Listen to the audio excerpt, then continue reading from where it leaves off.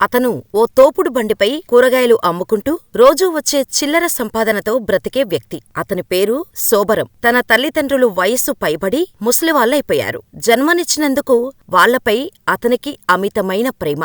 ఆ కారణంగా అందరిలా పెళ్లి చేసుకుని కుక్కీలో పడిన అమ్మనాన్నలను వదిలేకుండా కంటికి రెప్పలా కాపాడుకుంటూ వచ్చాడు. వాళ్లను చూసుకునే బాధ్యతతో తాను పెళ్లి చేసుకోవాలి అనే ఆలోచన కూడా అతనికి రాలేదు. అలా ఒంటరిగానే కష్టపడుతూ వచ్చిన డబ్బుతో కడుపు నింపుకుంటూ తన వ్యాపారాన్ని కొనసాగించుకుంటూ తన తల్లిదండ్రులను చూసుకుంటూ వచ్చాడు.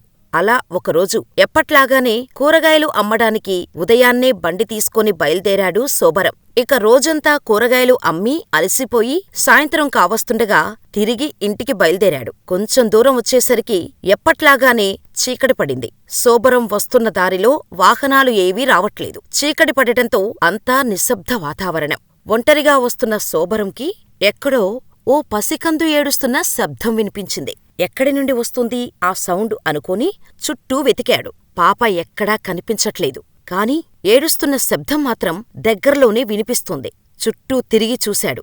కాని తన పక్కనే ఉన్న పెద్ద చెత్తకుండీలో మాత్రం చూడలేదు. ఒక 2 అడుగులు ముందుకు వేసిన తర్వాత ఎందుకో అనుమానం వచ్చి వెనక్కి వెళ్లి చెత్తకుండీలో చూశాడు. అంతే, సోబరం గుండె బద్దలైంది. ఆ పసికందును చూసి వేదనతో కళ్లల్లో నీళ్లు ప్రవాహంలా బయటకు వస్తూనే ఉన్నాయి. ఆ పసికందును తీసుకున్నాడు. తన భుజంపై ఉన్న తువాల తీసి పాపను ఒళ్ళోకి తీసుకున్నాడు. చుట్టూ అంతా చూశాడు. కాని ఎవరి జాడా లేదు. ఏం చెయ్యాలో అర్థం కాలేదు. కాసేపు ఎవరైనా వస్తారేమో అని అక్కడే కూర్చొని ఉన్నాడు. కాని ఎవ్వరూ ఆ పక్కకి రాలేదు. దాంతో ఏ జన్మబంధమో ఆ భగవంతుడు మమ్మల్ని ఇలా కలిపాడు అనుకుని ఒక చేత్తో పాపని పట్టుకొని మరో చేత్తో బండి తోసుకుంటూ వెళ్ళిపోయాడు.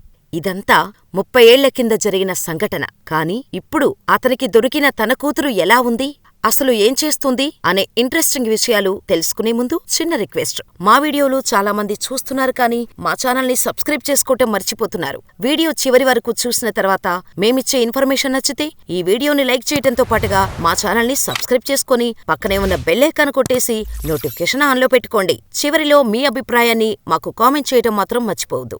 ఇక వీడియో స్టార్ట్ చేసేద్దాం. ఆ పసికందుని తల్లిదండ్రులతో సహా కంటికి రెప్పలా కాపాడుకున్నాడు సోబరం. జ్యోతి అనే పేరు పెట్టుకున్నాడు. కన్న కూతురికి ఎంత చేయగలడో అంతకన్నా ఎక్కువే చేశాడు. మంచి స్కూల్లో చేర్పించి గొప్పగా కష్టపడి బాగా చదివించాడు. జ్యోతి తన కన్న కూతురు కాదు అనే ఆలోచన కూడా ఆమెకు రాకుండా పెంచాడు సోబరం. అందరూ జ్యోతిని, ఆమె తెలివిని చూసి అసూయతో స్కూల్లో, వీధుల్లో కూరగాయలు అమ్మేవాడి కూతురు చెత్తకుప్పలో దొరికింది అంటూ నానా రకాలుగా వేధించేవారు. కాని అవేమీ తను పట్టించుకోలేదు. తండ్రి సోబరమే తన సర్వస్వం అనుకుంది. నిజానికి సోబరం తన తల్లిదండ్రులను చూసుకోవటానికే రోజంతా పనిచేయాల్సి వచ్చింది. దానికి తోడు పసిపాప. తల్లిదండ్రుల ఆలనా పాలనా చూసుకుంటూనే జ్యోతిని కూరగాయలు అమ్మటానికి తన వెంట భుజాన కట్టుకుని తీసుకుని వెళ్లి వచ్చేవాడు.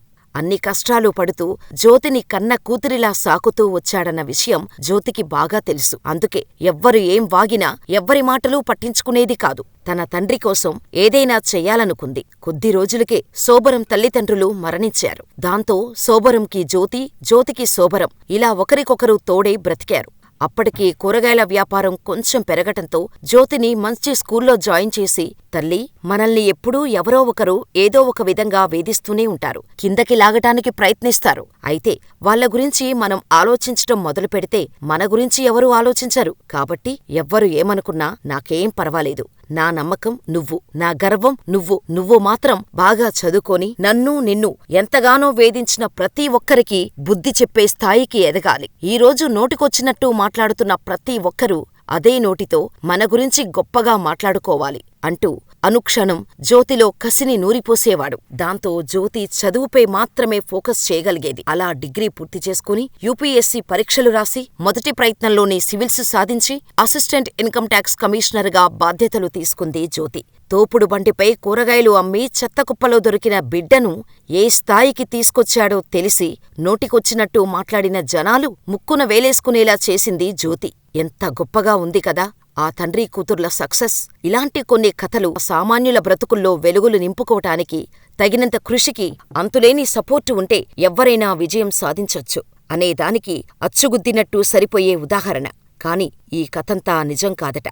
ఎవరో ఒక వ్యక్తి సోషల్ మీడియాలో తనకున్న పరిజ్ఞానంతో ఈ 2 వేర్వేరు ఫోటోలను జోడించి ఒక కథ సృష్టించాడు. అయితే వాస్తవానికి సోషల్ మీడియాలో ఈ తండ్రీ కూతుర్ల కథను చదివి వారిని ప్రశంసిస్తూ జనం వెల్లువెత్తారు. పంజాబ్ కేసరి.com, దేశంలోని యూసీ న్యూస్ కూడా ఈ కథనాన్ని ప్రచురించాయి. అయితే ఈ స్టోరీ గురించిన ఫ్యాక్ట్స్ పరిశీలించినప్పుడు తెలిసిన విషయమేంటంటే 2010 సివిల్స్ ఫలితాల్లో శోభరంలాగే తండ్రి కూరగాయల వ్యాపారం చేస్తుంటే కూతురు కష్టపడి సివిల్ సర్వీసెస్ పరీక్షల్లో ఉత్తీర్ణత సాధించింది.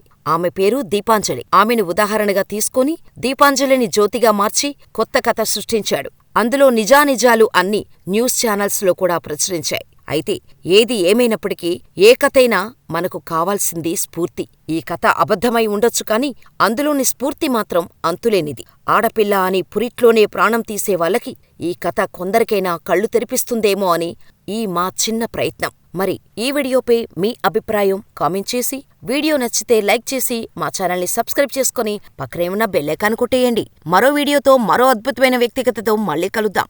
అప్పటి వరకు ఇక్కడున్న ఈ వీడియోలు కూడా చూసేసి మా వీడియోలు మరియు కంటెంట్ గురించి సలహాలు, సూచనలు ఏవైనా ఇవ్వాలనుకుంటే తప్పకుండా కామెంట్లో తెలియచేయండి. లేదా jmediateluguinfo@gmail.com కి ఈమెయిల్ చేయండి. మీ ప్రతి సలహాని, సూచనల్ని తప్పకుండా పరిగణలోకి తీసుకుంటాం.